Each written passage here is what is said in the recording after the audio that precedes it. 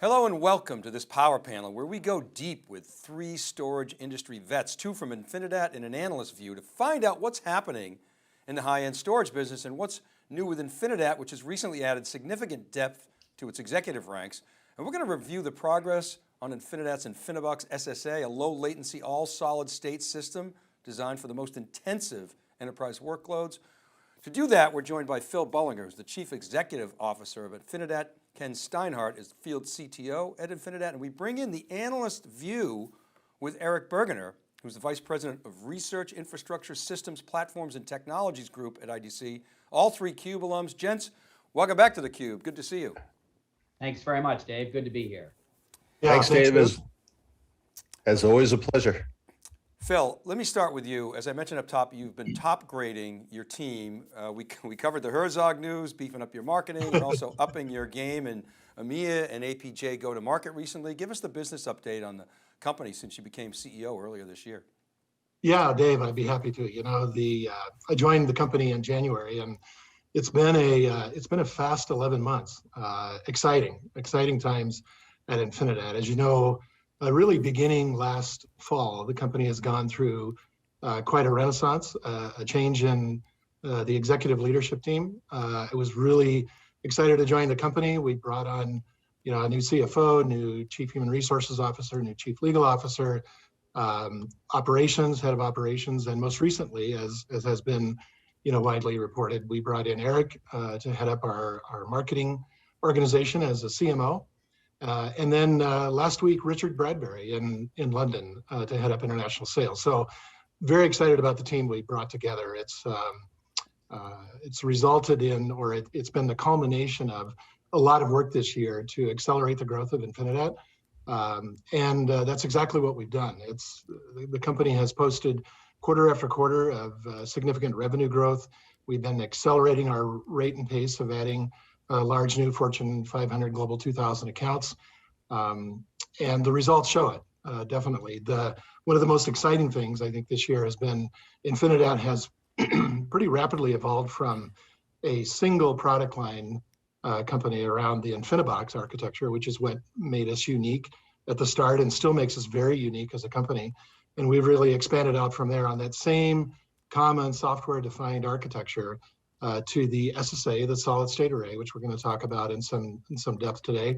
And then our backup appliance, our data protection appliance as well, all running the same software. And what we see now in the field, many customers are expanding quickly beyond the traditional InfiniBox business to the other parts of our portfolio. And our sales teams in turn are expanding their selling motion from kind of an InfiniBox approach to a portfolio approach. And it's really helping accelerate the growth of the company. Yeah, that's great to hear. You really got a deep bench. And of course, you know a lot of people in the industry, so you're tapping a lot of your colleagues. Okay, let's get into the market. I want to bring in the analyst perspective. Eric, can you give us some context? When we talk about things like ultra low latency storage, what's the market look like to you? Help us understand the profile of the customer, the workloads, the market segment, if you would. You bet. So I'll start off with a macro trend, which is clearly there's more real-time data being captured every year. In fact, by 2024, 24% of all of the data captured and stored will be real-time. And that puts very different performance requirements on the storage infrastructure than what we've seen in years past. A lot of this is driven by digital transformation. We've seen new workload types come in, big data analytics, real-time big data analytics, and obviously we've got legacy workloads that need to be handled as well. One other trend I'll mention that is really pointing up this need for low latency, consistent low latency, is workload consolidation. We're seeing a lot of enterprises look to move to fewer storage platforms, consolidate more storage workloads onto fewer systems. And to do that, they really need low latency, consistent low latency platforms to be able to achieve that and continue to meet their service level agreements. Great, thank you for that. All right, Ken, let's bring you into the conversation. Steiny, what are the business impacts of latency? I want you to help us understand when and why is high latency a problem? What are the positive impacts of having a consistent low latency opportunity or option? And what kind of workloads and customers need that? Right. The world has really changed. I mean, when dinosaurs like me started in this industry, the only people that really knew about performance were the people in the data center. And then as things moved into online computing over the years, then people within your own organization would care about performance if things weren't going well. And it was really the ERP revolution in the 1990s that sort of opened people's eyes to the need for performance, particularly for storage performance, where now it's not just your internal users, but your suppliers are now seeing what your systems look like. Fast forward to today, in a web-based internet world, everyone can see with customer-facing applications whether you're delivering what they want or not. And to answer your question, it really comes down to competitive differentiation for the users that can deliver a better user customer experience. If you, and I'm sure everybody can relate, if you go online and try to place an order, especially with the holiday season coming up, if there's one particular site that is able to give you instantaneous response, you're more likely to do business there than somebody where you're going to be waiting. And it literally is that simple. It used to be that we cared about bandwidth and we used to care about IOs per second. And the third attribute, latency, really has become the only one that really matters going forward. We've found that most customers tell us that these days, almost anyone can meet their requirements for bandwidth and IOs per second, with very few outlying cases where that's not true. But the ever unachievable zero latency, instantaneous response, that's always going to be able to give people competitive differentiation in everything that they do. And whoever can provide that is going to be in a very good position to help them serve their customers better. Yeah, Eric, that stat you threw out of 24% real time, and that sort of underscores the need. But Phil, I wonder how this fits, if you could talk about how that fits into your TAM expansion strategy. I think that's the job of every CEO, is to think about expanding the TAM. It seems like, a lot of people might say it's not necessarily the largest market, but it's strategic and maybe opens up some downstream opportunities. Is that how you're thinking about it, or based on what Ken just said, you expect this to grow over time? Oh, we definitely expect it to grow, Dave. The history of Infinidat has been around our InfiniBox product, targeting the primary storage market at the higher end of that market.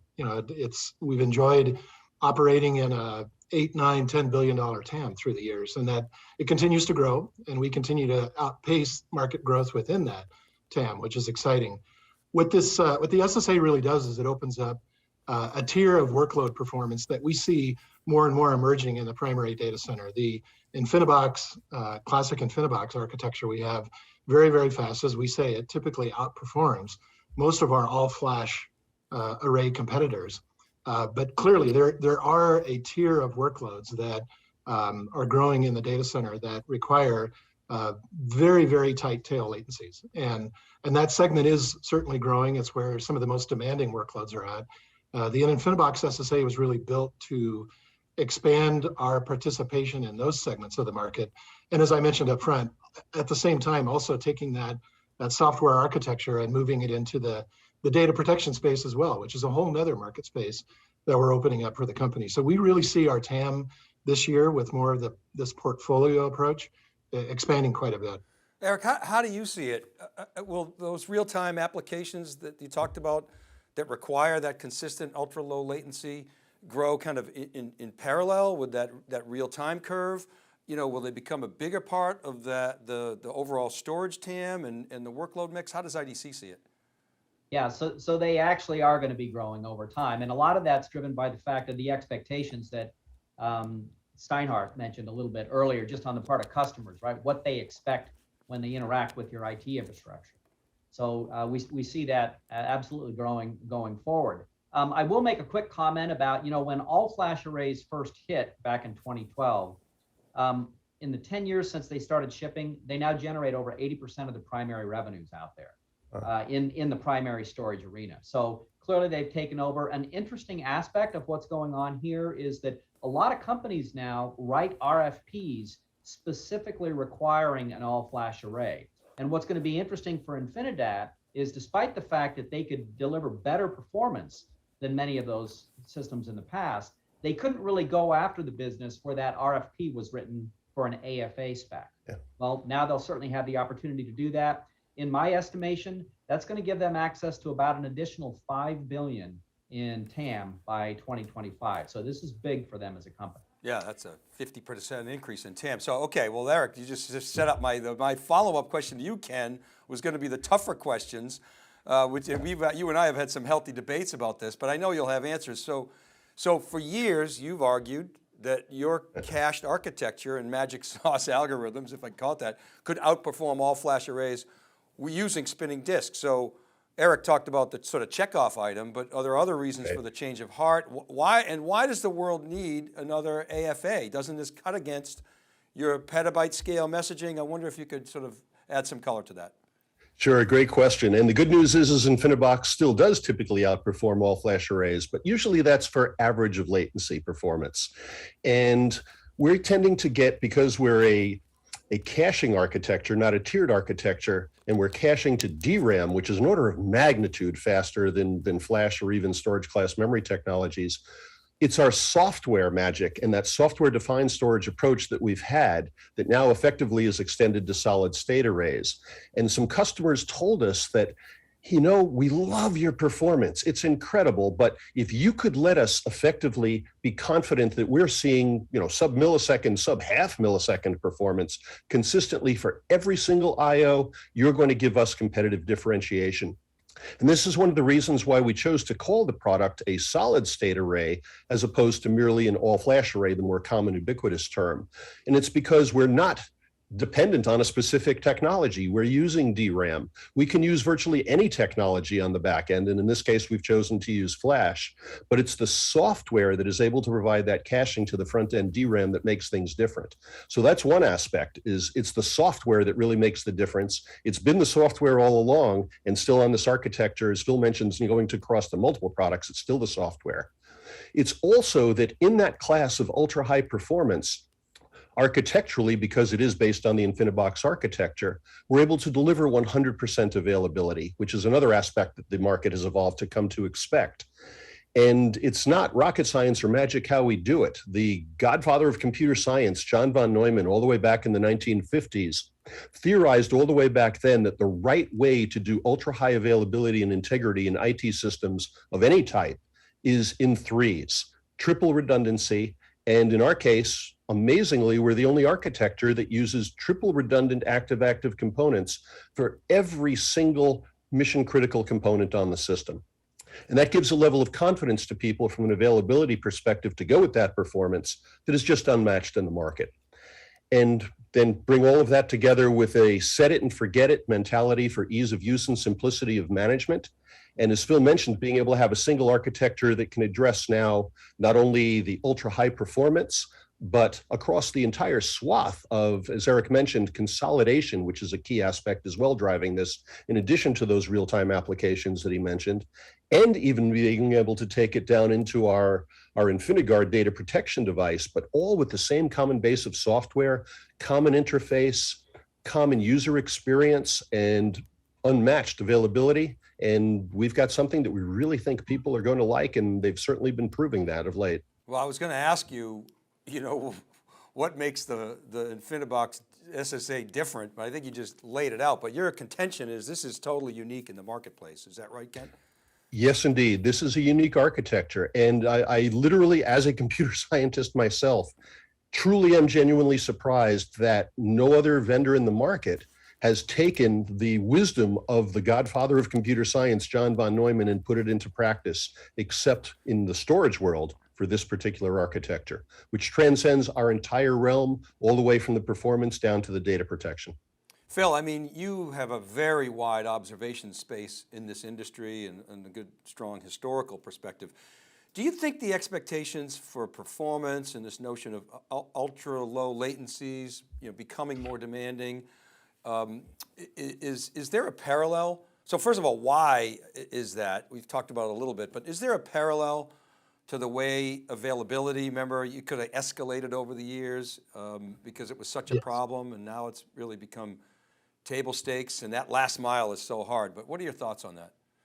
I think absolutely, Dave. You know, the hallmark of Infinidat is this white glove concierge level customer experience that we deliver, and it's affirmed year after year in unsolicited enterprise customer feedback above every other competitor in our space. Infinidat sets itself apart for this. And I think that's a big part of what continues to drive and fuel the growth and success of the company. I just want to touch on a couple things that Ken and Eric mentioned. The SSA absolutely opens up our TAM because we get a lot more at bats now. But I think a lot of the industry looks at Infinidat as, well, those guys are hard drive zealots, right? Their architecture is all based on rotating disk. That's what they believe in. And it's a hybrid versus AFA world out there. And they were increasingly not on the right bus. And that's just absolutely not true. And that our neural cache and what Ken talked about, what made us unique at the start, I think actually only increasingly differentiates us going forward in terms of the set it and forget it, the intelligence of our architecture, the ability of that DRAM-based cache to adapt so dynamically without any knobs and configuration changes to massive changes in workload scale and user scale. And it does it with no drama. In fact, most of our customers, the most common feedback we get is that your platform just kind of disappears into our data infrastructure. We don't think about it. We don't worry about it. When we install an Infinidat rack, our intentions are never to come back. You know, we're not there showing up with trays of disk under our arms trying to upgrade a mission critical platform. That's just not our model. What the SSA does is it gives our customers choice. It's not about Infinidat saying that used to be the shiny object. Now this is our new shiny object. Please, everybody now go buy that. Where we position our SSA is it's a TCO latency SLA choice that they can make between exactly identical customer experiences. And so instead of an old hybrid and a new AFA, we've got that same software architecture, set it and forget it, the neural cache. And customers can choose what backend persistent store they want based on the TCO and the SLA that they want to deliver to a given set of applications. So probably the most significant thing that I've seen happen in the last 6 months at Infinidat is a lot of our largest customers, the Fortune 15s, the Fortune 50s, the Fortune 100s, who have been long-standing Infinidat customers, are now on almost every sort of tranche of purchase orders into us.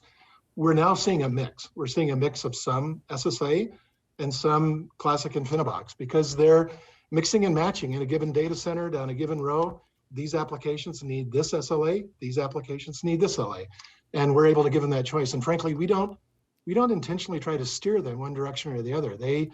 They're smart, they do the math, they can pick and choose what experience they want, knowing that irrespective of what front door they go through into the Infinidat portfolio, they're going to get that same experience. So I'm hearing it's not just an RFP checkoff item, it's more than that. The market is heading in that direction. Eric's data on real time, and we're certainly seeing that, the data-driven applications, the injection of AI and systems making decisions in real time.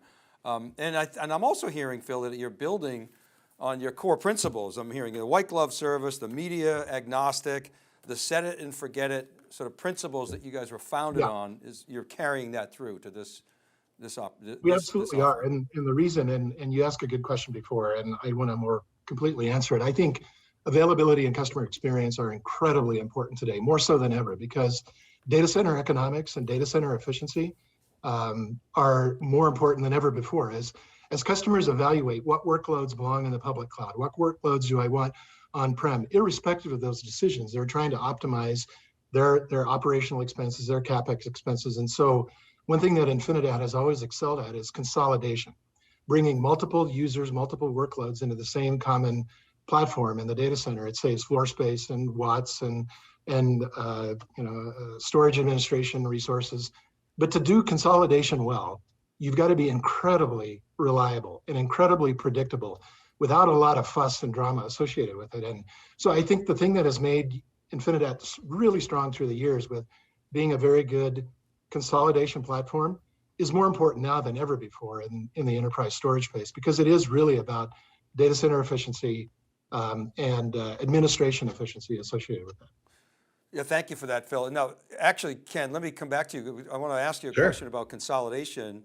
And you and I and Doc, our business friend, rest his soul, have had some great conversations about this over time. But as you consolidate, people are sometimes worried about the blast radius. Could you address that concern? Sure. Well, Phil alluded to software, and it is the cornerstone of everything we bring to the table. And it's not just that deep learning that transcends all the intelligence Phil talked about in terms of that full wide range of product. It's also protection of data across multiple sites and in multiple ways. So we were very fortunate in that when we started to create this product, since it is a modern product, we got to start with a clean sheet of paper and basically look at everything that had been done before. And even with some of the very people who created some of the original software for replication in the market, were able to then say, if I could do it again, how would I do it today and how would it be better? So we started with local replication and snapshot technology, which is the foundation for being able to do full active replication across 2 sites today, where you can have true zero RPO, no data loss, even in the face of any kind of failure of a site, of a server, of a network, of a storage device, of a connection, as well as zero RTO, immediate consistent operation with no human intervention.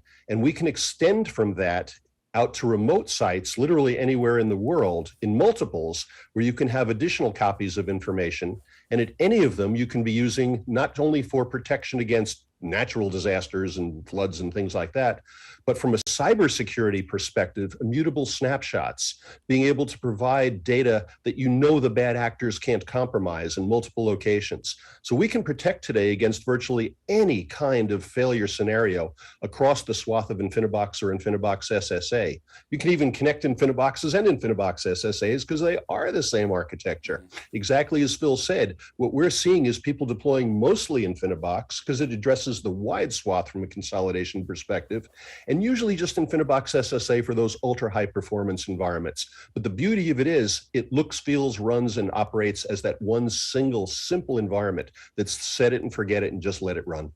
Okay, so you can consolidate with confidence. Let's end with the independent analyst perspective. Eric, how do you see this offering? What do you think it means for the market? Is this a new category? Is it an extension to an existing space? How do you look at that?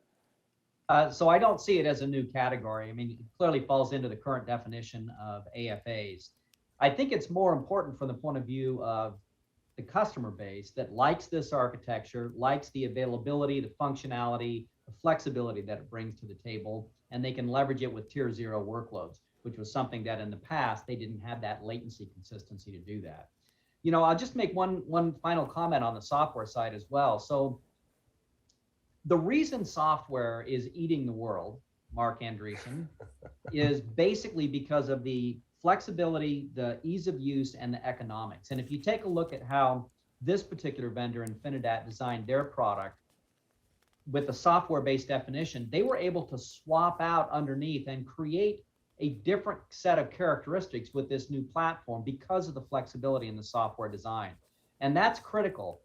One, if you think about how software is dominating, so today for 2021, 68% of the revenue in the external storage market, that's the size of the software-defined storage market. That's going to be going to almost 80% by 2024. So clearly things are moving in the direction of systems that are defined in a software-defined manner. Yeah, and data is eating software, which is why you're going to need ultra low latency. Okay, we got to wrap, but Eric, you've just published a piece this summer called Enterprise Storage Vendor, Infinidat Expands Total Available Market Opportunities with All-Flash System Introduction. I'm sure they can get that on your website. Here's a little graphic that shows you how to get that.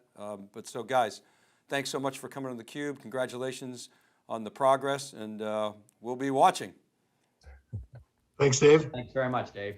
Thank you, as always, a pleasure. All right, thank you for watching this CUBE conversation, everybody. This is Dave Vellante, and we'll see you next time.